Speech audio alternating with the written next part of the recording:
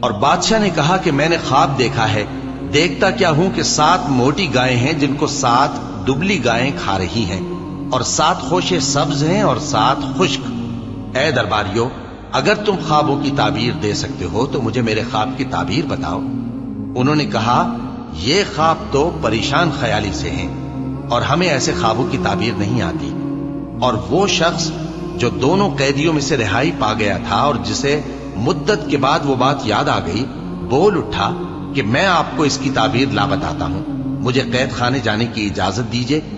غرض وہ یوسف کے پاس آیا اور کہنے لگا، یوسف، اے بڑے سچے یوسف، ہمیں اس خواب کی تعبیر بتائیے کہ 7 موٹی گایوں کو 7 دبلی گائیں کھا رہی ہیں، اور 7 خوشے سبز ہیں اور 7 سوکھے، تاکہ میں لوگوں کے پاس واپس جا کر تعبیر بتاؤں۔